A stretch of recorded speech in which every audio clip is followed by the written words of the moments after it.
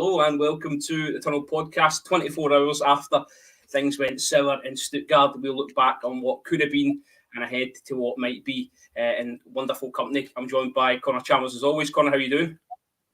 Aye, not too bad. Obviously, unfortunately, we need to sit here and dissect this for the next while or so, but all good. The world still turns, life still moves on. And a face you might recognise from the Open Goal Fans Forums, it's Erin Grieve. How are you doing? Thanks for coming on. Thank you for having me. It's just feels a bit sad now, doesn't it? Or maybe it's better. Maybe it's better now we're gone and we can just enjoy the rest of it. Well, that's it, and we certainly intend to do that, but not before the next 30 minutes we chew through what's happened there. So, as I say, we'll start with you, Connor. 24 hours on. What was the overall reflection on a game that was must win and how we sort of went out and attacked that? Disappointing. I mean, Hungary didn't play well. Hungary were poor. Really, I was surprised that I was expecting a bit more for them in terms of when you look at how they played against Germany and even to an extent how they played against Switzerland, they were at least a bit more aggressive and certainly created numerous chances, and we didn't really have to deal with that. But we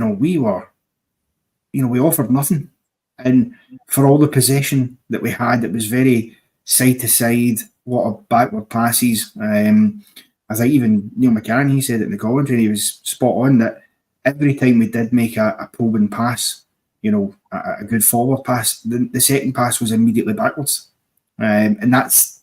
You're not going to get anywhere doing that. And that was actually playing into Hungary's game plan perfectly, because that's what they were wanting. They were happy to give us the ball, sit off and counter-attack, and then catch us with that pace that they do have up front. And the dangers with the likes of Szoboszlai and obviously Varga, who wish all the best to. That was a nasty knock for him yesterday. But, it comes down to an issue we've had for a while now, a lack of ability to score goals. We haven't been scoring enough for a long time, and that showed yesterday because there's no creativity. There's nothing in that forward area, and then when chances do fault us right at the end of the game, we don't take them. Now, admittedly, sod's law for us, our best chance happened to fall to Grant Hanley, of all people, and no disrespect to him, I would have put my mortgage on him missing that. Because he's a central defender, unless he gets a head on it, which he's a good header of the ball, you don't want him striking that. So, I was disappointed because I said to you in the chat before the game that I was looking for us to go out there and get at it straight away and really attack the game, because at the end of the day, it was win or bust. Okay, a draw might have sneaked us in one of the most embarrassing ways possible by 2 points. It would have been possible, but I just expected more, and they didn't deliver. And is that the point that actually, we've gone out, but it's the manner in which we've gone out. If you went there and had a go, and you look at your Georgias, your Albanians, even tonight, they all seem to be attacking. They all seem to be giving their fans something to cheer about, and we didn't quite get that. Yeah, we'd lost 3-2 or something, and it was a good game. Or, even if we'd lost 1-0 and we'd had chances. Apparently, we had 18 shots all tournament, and I think they're pushing that. We've had 3 on target, 4 on target, maybe a push. I think losing like that is horrible. A draw wasn't going to be enough, not really. It would have been, if we'd snuck through on 2 points, it would have been, firstly, no one wants to spend the entire week thinking, are we through, are we not through, and doing all the maths. And it gives me a headache trying to figure it out. And then the thing is, it was if you win, if we won, we were probably through, 99% through. So it was, if we win, we're through. And you know what you need to do. I think that's what's hardest about it. Hungary are a good side, obviously. But we didn't play like a team who needed 3 points. We played like a team who haven't seen a football before again. First half was really poor. We didn't actually, do you know what? We started playing, I reckon, about 80 something minutes on the clock, and we looked a bit more up for it. But it's too late. Run out of time. Connor, is it a point that Erin makes there, especially in the first half, we seem to have a lot of possession, but actually Hungary were in control of the game. they were sitting off. They were letting Scotland, say someone break it down. They knew it wasn't going to be much of a challenge in terms of, getting in behind. Well, yeah, exactly right. And I think, rightly, Hungary have had a fair bit of criticism for how poor they were and the fact they've not had the greatest of campaigns, albeit 3 points may yet be enough to see them through. There'll be people in Budapest doing the maths that was giving Erin a headache right now and trying to work it out. But certainly, I think what Rossi done yesterday is he set up in a way. I mean, Hungary aren't too dissimilar to us in terms of the way they normally will play a game. They're quite happy to let the other team have more of the ball and play in that more, counter attack, spring the traps, and try and get yourself forward like that. So they're quite happy to do that. And Rossi will have looked, as you do, he'll have done his homework on Scotland. He'll have looked at the last number of games we'd played. He'll have looked at our strong points and our weaknesses, and he'll have recognised that actually one of our weaknesses is when we do have a lot of the ball, we don't know what to do with it. We have no idea what to do. Look at Gibraltar. It took us over an hour to break them down. Now, okay, Wales drew with them after that, but that's not a measuring stick of Gibraltar being any great team. It's just a measuring stick of how poor we are, that we were in that game, that it took us so long with that amount of possession, and that's the issue that we've had for a while. And I think Hungary, that kind of played into their game plan just nicely. They were, as you say, we might have the ball, but they were always in control of the direction of travel, and they always looked more of a threat when they did get into forward areas, for the corner kicks, even the free kick that Szoboszlai took, which was, I mean, something like that I'd have loved to have seen for us. See, just a wee bit of quick, clever thinking. Everybody thinks he's going to strike that. He's got a reputation for being able to do it, and instead he dinks one to the back post, and they're unlucky with it coming off the bar. We needed to show a bit of that creativity in there as well, and it lacked, and that suited Hungary perfectly. Erin, we talk about lack of goals, 2 goals, own goals, albeit McTominay scored all the goals in the qualifying. Is the real issue here that we just don't have a potent, striker? Lyndon Dykes obviously injured, but he wasn't banging in the goals coming into the tournament either. Yeah, I think we did miss Dykes. Adams last night particularly looked poor up front, and you're a lone striker up front. You're not getting a huge amount of service. I don't necessarily blame him. Would Shanklin be? I'd have probably maybe taken a risk and started Shanklin just to see if it was better last night. Yeah, we're missing strikers. We're missing goals. There isn't really much up front. What did we score? 2? Well, we scored. If we're going to count the OG, we scored one more than last Euros. Someone sent me a list of kind of like stats. So it was like expected goals for, expected conceded, etc. We're basically 24th and 23rd in all of them. And I think that's the thing. Getting to the Euros, brilliant. The Germany game was bad, but everyone kind of got over that. Switzerland, good. Second half, we were decent, got a point, big point, and we know what we need to do. Last night, we weren't good. I mean, Poland went out before we did, but we do look like one of the much, much weaker teams there. I think it's hard to. If we'd gone through, we'd have been out in the last 16, but I think everyone knew that, but it'd just be so brilliant to get out of the group. But actually, looking at it now, statistically, we were actually really bad. Yeah, and that's the thing, isn't it, Connor? Because Steve Clarke sort of hampered on about, learning lessons from Euro 2020, and nothing seems to have been learnt at all. Well, no, exactly. And it's one of the reasons that, and we'll come on to that conversation needs to be had surrounding him, because that starts from the manager. We can look at the players and say, well, did they really look like a team who had benefited from the experience of having played in a major tournament the last time out and, look a bit more up for it? They didn't. They always still looked a bit cagey, a bit nervy. And they shouldn't have done, because they got that monkey off their back. See, the last time out, despite the fact, and this is what they need to understand, because I don't think they deserve the support that they've been given, to be perfectly honest with you, because last time out, they had 2 games at Hampden Park. A packed out Hampden Park in a Euros. You don't get that. You don't qualify for tournaments and then play your games at home. That's just not normally how it works. And yet, for the first time in 23 years at that time, we did that, and we got golden opportunity to play in front of a home crowd at Hampden, and they were given leeway there. People were happy to go, right, okay, this has been poor, this has been disappointing, but this was the first tournament in 23 years. This is still a youngish group of players. We'll give them almost a free hit for this and then build towards, what we were hoping might have been the World Cup. But certainly this Euros was the main target. And it didn't look like they learned anything from that. It didn't look like they took anything from it. Steve Clarke still set up as negatively as he did in the first tournament. And for the life of me, I can't understand the logic behind doing that. I can get if, you go and you play Germany and you get hammered the way we did. I can understand in the second game against Switzerland maybe thinking, right, we need to make sure we get at least a point out of this to keep ourselves in with a shout going into the final game. Maybe let's not go too gung-ho. I get that. But once you've done that and you go into the third game, much like when we played at England in the second game at Wembley the first time round and got a hard-fought draw that, again, could have been a win in another day. You go into the third game and you think, right, this now is where you have to change up your ideas. Look at what isn't working in the last two games. I mean, Erin's right. For me, Shea Adams wouldn't have been starting yesterday. You'd have been starting Shankland.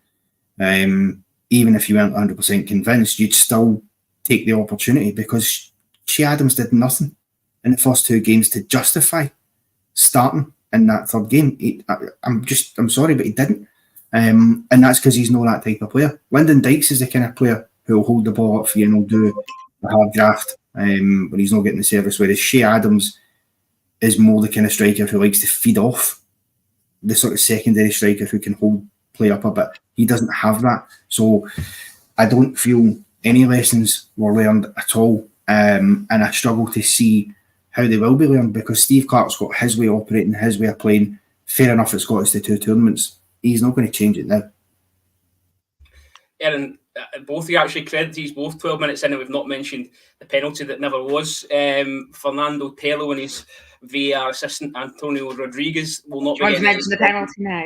We'll just get they won't be getting any Scottish hospitality next time they visit us.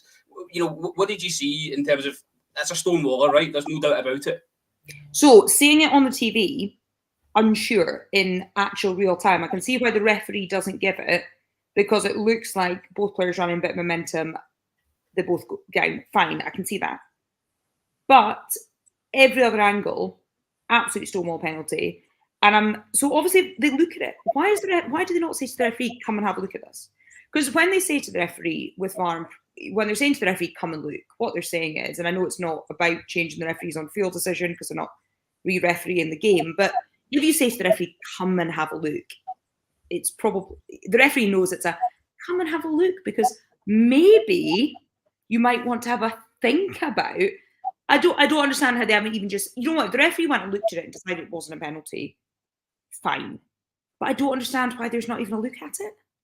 It is a stonewall penalty, but the annoying thing about it is, I did actually see someone tweet saying even if it would been given it, would have passed it sideways, so it doesn't matter. But the problem with the penalty is that now everyone's going, oh, wait, if we'd got that penalty, so what have we got? Do you know what? Would have probably still conceded anyway.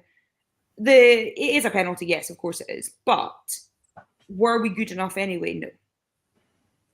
Connor, is that the be all and end all? We can't be using it as an excuse. And Steve Clarke's post match where he sort of highlighted. Yeah, I didn't like that. We don't. No. The referee speaks about 4 languages fluently. I really don't. I think that's really unacceptable. You'd be lucky not to get pulled up for that. Yeah, I kind of thought that as well. And I noticed the BBC had edited that bit out of the post that they'd been doing yes. as well. Well, I mean, yeah, it was a bizarre comment. I mean, I might be wrong, but I'm pretty sure the official language of Argentina is either Spanish or Portuguese anyway. So, it's Spanish, Portuguese, English, French at least. You speak English. All the referees at these, who do these tournaments, speak a pretty decent level of English, insofar as it's seen as pretty much a recognised language. But also, what bizarre thing? Well, one, you should be screaming at the referee and ask him anyway. It's a question for, I think, probably not the referees, not the referee's seen it. So it's a question about VAR. I didn't like that in the interview. It just feels a bit petty. Yeah, the thing is as well, I mean, I can, to slightly play devil's advocate, I can understand actually the point he's making about it is a bit bizarre that you've got an Argentinian referee refereeing in a UEFA European competition, because you don't see many European referees, if any, refereeing in the Copa America, for example. So I can understand why you may go, well, that is a bizarre thing. Although, if you thought that was a bizarre thing, then say that before the match. Not to put pressure on the referee, but if in your head you're going, that's a bit bizarre, there've been over enough referees in Europe, then say that. Erin's right as well, that it's an issue with VAR. It's not.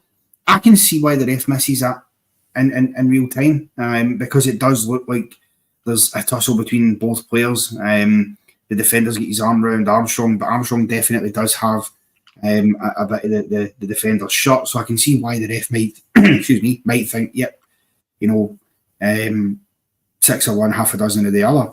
That's what VAR's there for, though. That's the responsibility of VAR. I understand wanting the game to flow and wanting things to move quickly. I get that. Nobody wants 3-4 minute VAR stoppages. That's the last thing we want. But why on God's green earth VAR didn't stop that play and say, look, just hold it for a second, we need to check this? Because it's the angle you see side on shows you the defender's knee catches Stuart Armstrong's calf. He's wiped him out, and it's a challenge where he's not even made an attempt to play the ball. So I know, quite rightly, we can't use it as an excuse, but it might well have changed it, because I'm looking at that thinking, if they give that as a penalty, they've got to give a red card as well, because he's made no genuine attempt to get the ball. He's the last man. Armstrong is surely going to shoot and probably score from that position. So he's denied a clear and obvious opportunity. So look, all day long, with my refereeing hat on, you're not getting a pen and a red card. However, you're getting a pen and a booking, and he's on a booking already, so he is also off. Yeah, sorry. So yeah, he's getting a second yellow and he's off. Yeah, quite right. You're not getting a pen and a straight red, but because you're getting either or, but he's getting a second yellow and then he is off. And yeah, it probably does change the game. Do we go through? Probably yes. Yeah, I think that's the thing. I mean, look, as poor as we were, and nothing detracts away from that, and Steve Clarke does not get a bye to use as an excuse over 3 games he's played there, and over the last 12 games where it's not been good enough that one decision went against us, it was poor. It certainly has a material impact in the game, because it's clearly going to be much easier to see out the last 10, nearly 20 minutes as it turned out with added time, of a game playing against 10 men with a goal lead than it is in that situation. That being said, game management was shocking anyway, because we conceded that goal from our corner. I mean, that's ridiculous. It's not even a set. I could forgive it. See if Steve Clarke had went right, which by the way he should have done, knowing what we needed at this point. He should have been pointing to Angus Gunn and saying, you get in that box. 99 and a half minutes on the clock. Why wouldn't you, if you're a corner kick? Down in a blaze of glory. Yeah. If you're going to go down, do it that way, and we didn't. Also, I love a keeper going up. Yeah. We saw it with the Georgians, didn't we, against Turkey? The keeper went up. I love the keeper going up at the end.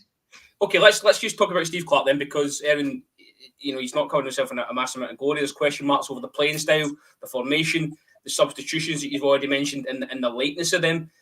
Where does he kind of go from here? Because as Connor said, it's 1 win in 12. Getting into the tournament, we were told that the players are the big game players that will be all forgotten about, and they'll win and they'll really grasp the opportunity. It's not happened. The Nation League's coming up. The level of opponent there is of a higher level. We got promoted in that as well. So it's Croatia, Poland, and Portugal, who we've seen how good they are as well. So this run could carry on. Yeah, I think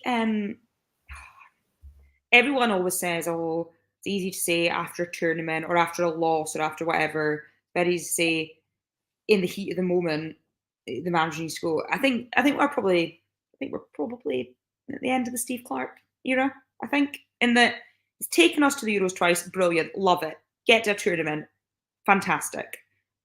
But did I think we're going to win the Euros? No. Would I like to get out of the group? Yes, but it's not even getting out of the group. It's actually we have at both Euros been bad. So last year we had pretty much the same 2 losses and a draw, and we scored 1 goal. And we all got very excited about the draw for obvious reasons. And this year we got excited about the draw because it could have put us through last night. But it's not enough, is it? And I think it's interesting to see what they had in the studio last night, because there's often talk about when they think a manager could be on a sugary peg, they sometimes seem to have the manager replacement lined up. And then they went to the studio, and Davy Moyes is there, who I would have happily. I think Steve Clarke has done very well, but when you're managing a national side, you can't sign players. They're either Scottish or they're not. So your job's a lot harder in a way, and I think it is about things like game management. And lots of people were saying wouldn't have had Adam starting. The substitutions felt late, especially was it Christian McLean came on into the 80s. I mean, that's a 60-minute sub, is it not? We're crying out for Ryan Christie all game. It was just, I think the game management. I also would have actually had McCrory on over Ralston. It's not just that I love Ross McCrory. I think Ralston is a bomb scare and he was poor.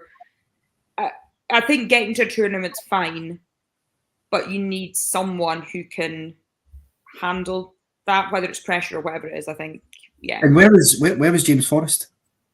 What was the point in bringing James Forrest to the Euros ways to leave him sitting in the bench? I mean, look, he finished the season in red hot form for Celtic. He was a man rejuvenated.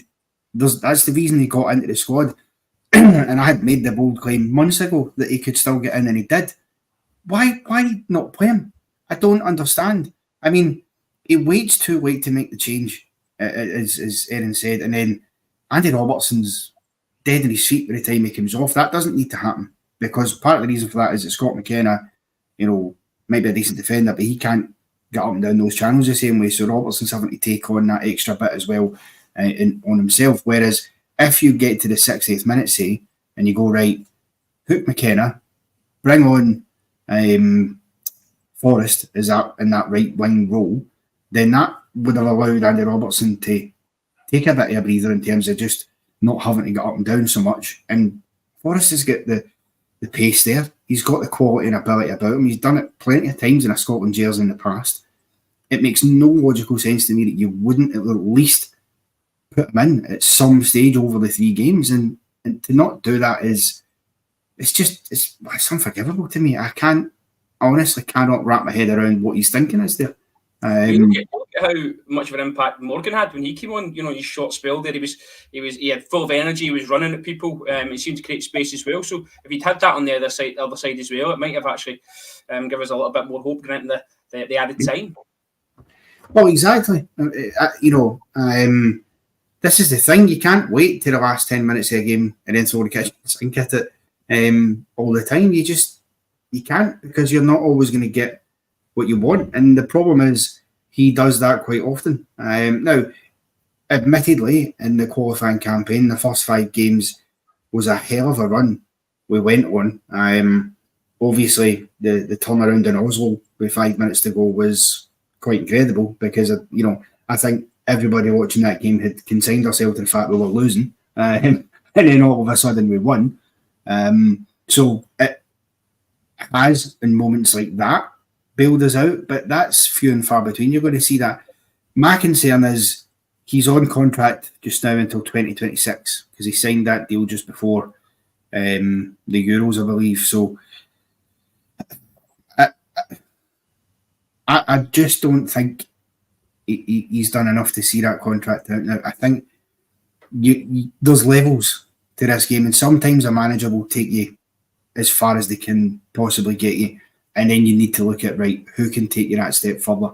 I appreciate that he's not alone in terms of, in our history, every manager we've ever had that's taken us to tournaments has met with the same issue as him and failed to qualify. But as I said to you before we come on, the difference is that in most of those other cases, when it comes to the Euros, those managers would have got out of the groups if it had been the way it is now, where third place can get out. That's where he gets less leeway, because it is easy. You only need to be better than one team. See, if you win one game at Euros, you're probably through. Northern Ireland did that in 2016. Wales got to the semi-finals in the same year. We need to look at particularly that Wales team and the structure and how they set up, because they only had one top player in Gareth Bale, and that carried them all that way. And for me, I just think Steve Clarke's time, unfortunately, is coming to an end. And, I said it last night, and Erin obviously agrees. David Moyes, for me, the man is unemployed right now. Why not give him a crack at the whip? he feels like somebody who should have been Scotland manager at some point in his life, given the ball to run with. The question is, though, SFA Chief Executive Mike Mulroney only days ago was talking about, Steve Clarke like he was the second coming. So I don't see. I think if Steve Clarke is going to leave, he's going to be on his own terms. I think he would have to do the walking away and just say, I've had enough, and I don't know if we can see that. So, Erin, where do we go from here, ultimately? Coming into the home stretch on this podcast. So, where do we go? We've got the Nations League coming up. Is it just a case of, we enjoy the rest of the tournament and then we, regroup coming into the new season? I think 5th of September is the first game against Croatia. Yeah, first weekend September, isn't it? October, November weekends. So, that's the thing. Sorry, it's a home to Poland. Sorry, forgive me. Yeah, a lot still going on. And then I think there will hopefully be a bit of a rethink about where we are with Steve Clarke, because everyone was excited about the Euros because we got there and it was brilliant. And they loved us in Germany. Great. The best fans ever, the nicest people in the world. So brilliant, so much fun. Like, you know what? That's great. That is lovely. And I obviously would rather that than some other teams who can't behave themselves. But do we just want to be the really fun fans? Oh, everyone was great. Everyone was a great laugh. Not really. So I think there is an element of, has he taken us as far as he can? Because he's taken us to 2 tournaments, yes, but they've both been pretty terrible. The World Cup's in 2 years, and the World Cup will be absolutely brilliant. Because America, Canada, Mexico, it'll be an excellent experience. So I want to go there. And I do think it's hard, because when you are managing a national side, you're not bringing in players, you're not having signings, there's a lot less to work with. So it is actually, in a way, a lot more about the manager, because a lot of managers aren't super involved in signings. There are a huge team behind them doing that. But it comes down to how you play those players that you have.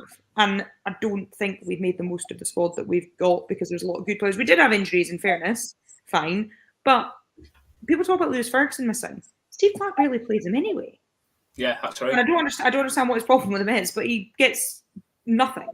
And he's the best midfielder in the whole of Italy. Absolutely mad.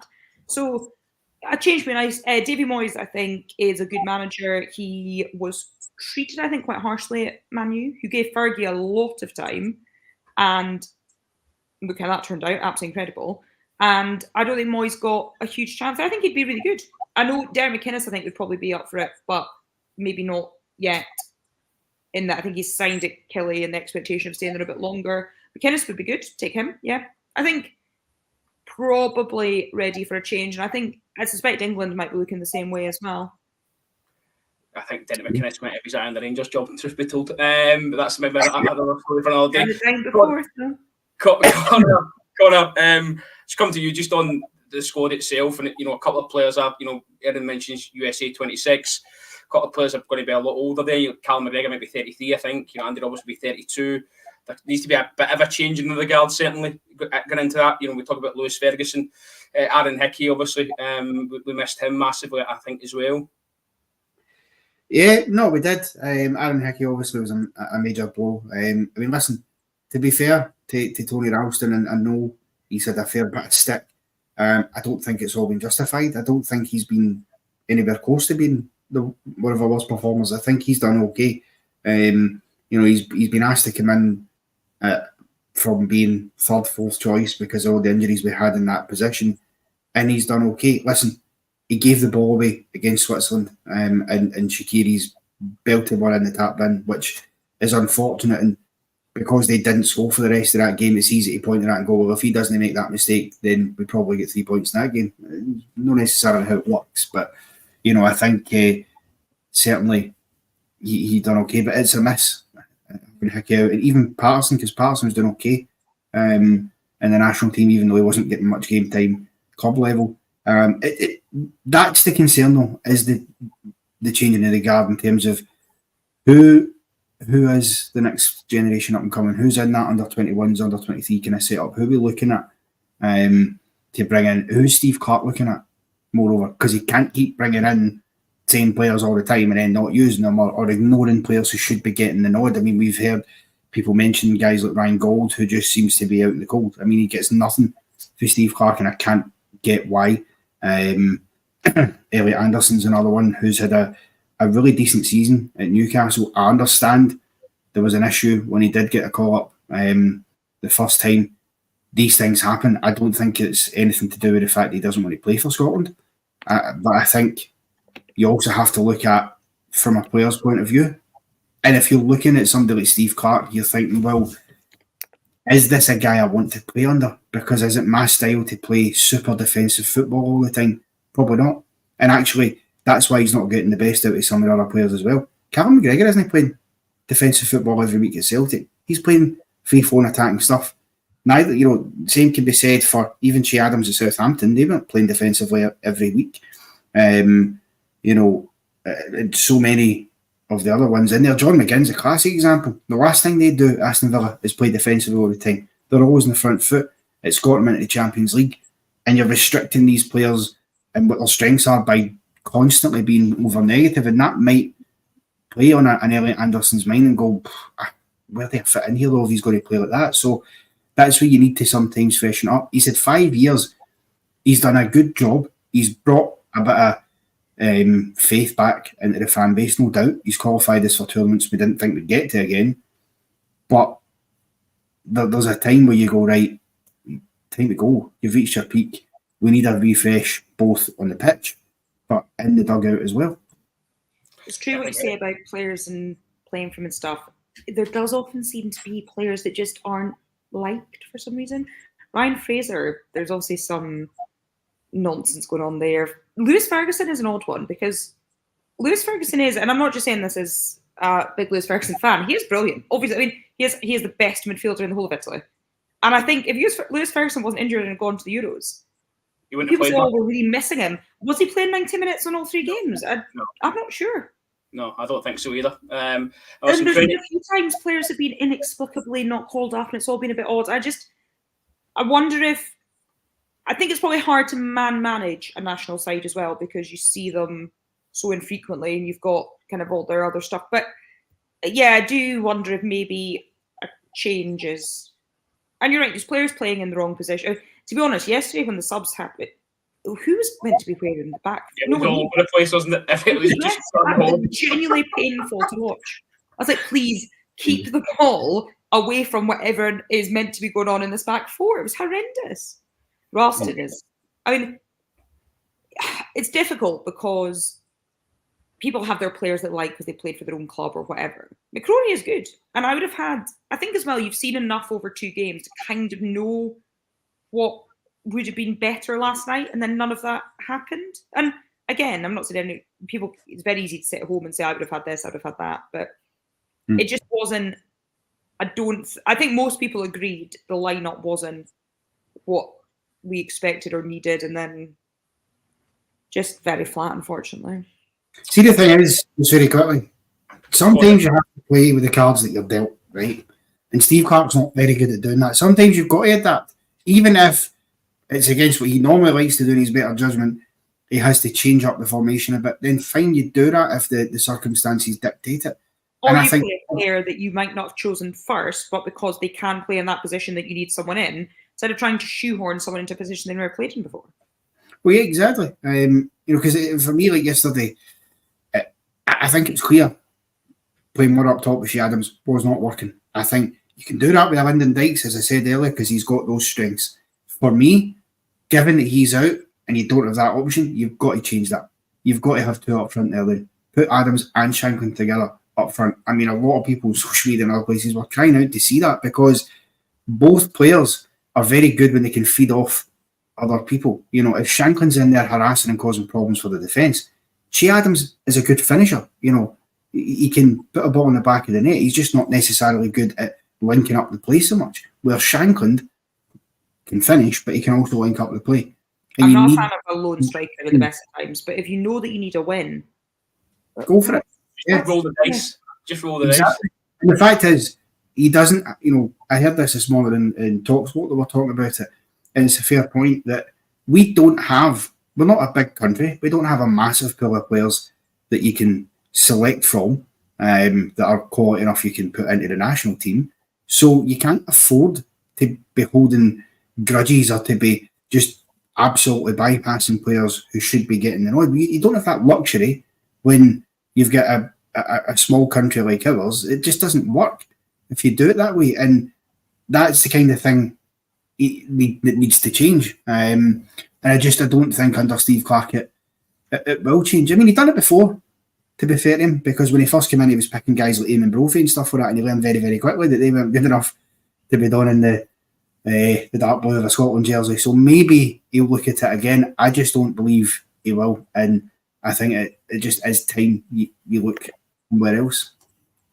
Okay, let's draw a line under the Scotland chat just quickly, and the Euros as a whole away from Scotland. Where do you see it going now in terms of who's going to win it? Who's impressed you most? Any standout players that you've enjoyed watching? Oh, do you know what? I actually think it's been a brilliant tournament. I think people were a bit unsure because we still call it Euro 2020, whatever it was, Euro 20, not 20, wasn't. I don't think the tournament was amazing. It just didn't seem to have. To be fair, you know what? It was a pandemic. It wasn't going to be great, but it just wasn't the same. The World, and then the World. That's the other problem. The follow-up was the World Cup in Qatar as well. Had the horrible World Cup, so the whole thing was a mess. Summer, you know what? Tournaments are in the summer. That's an absolute given. And the pandemic thing ruined 2021. So tournaments have been brilliant. No games have been terrible, not really. I think there's been 1-0, and it was still good. The games have been brilliant. I've got Spain in the sweep. I did not think Spain would do well, but they were looking quite nice again.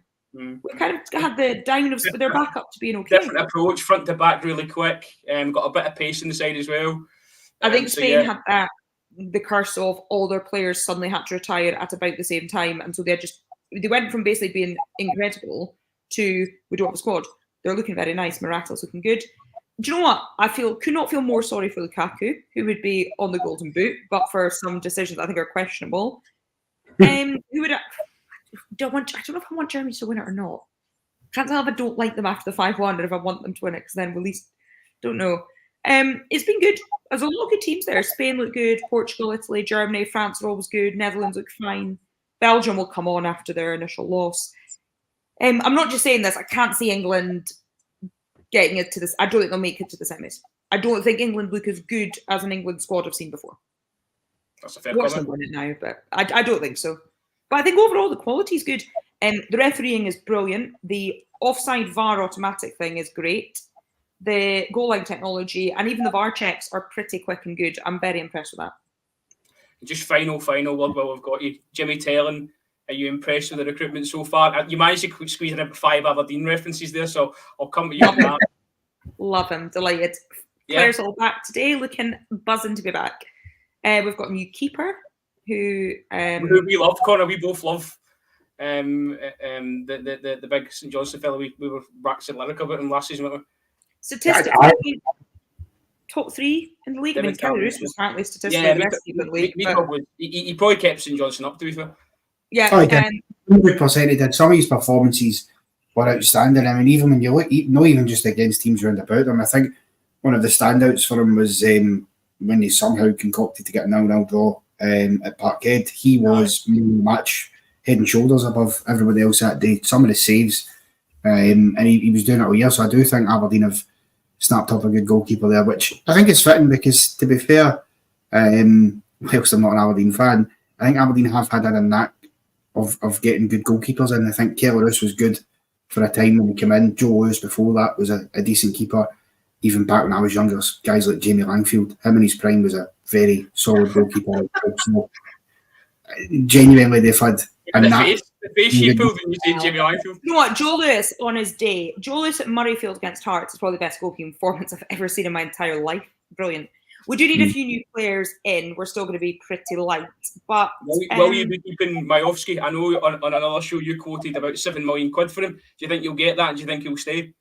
So Bristol are interested, but I've said no because of what we want. And I suspect you're asking for about 8. It's worth it.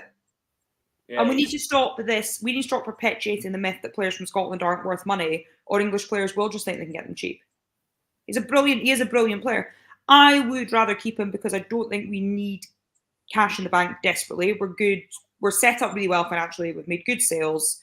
Fergie can just go to Juve. That would be a nice little treat for us. But I think if we kept Majowski for a year and his value went down in terms of what he had left in his contract, I still think it would be worth us keeping him. He's quite happy in Aberdeen generally, so we'll see. I don't think it's an absolute given that he's away. Well, but you brought a striker in though, and I kind of thought, is that a replacement or is that a backup? Are Well, you Luke's going out the door. That might be Rose's brother? Right. I think he's quite young, to be fair. So I think he's like 21 or so. So I think that's having players there. A big part of the problem that we went through for a while was not really having enough on the bench. Right. And I think we were better last season, but for a while we were struggling. We were kind of on, when Robson first took over, we were pretty much at 11 and that was it. So, no, I think we've got a new centre half in, Duke, obviously Sockler. I think we'll be all right. We'll need a couple, but we've got what, 2 weeks on Saturday, yeah, and then we're back. Excellent. Okay, thanks very much, guys, for joining us. You're going to tell us an update on the score there. I know you're itching to. Is it still 0-0? It's 1-0 to Spain and 0-0 in the other one. Right. Okay. Excellent. We'll go and tuck into them. Thanks for joining us. If you're watching this again on Catch Up, like, subscribe, leave a comment. Erin, thanks for your time. Connor, as always, cheers. See you again soon.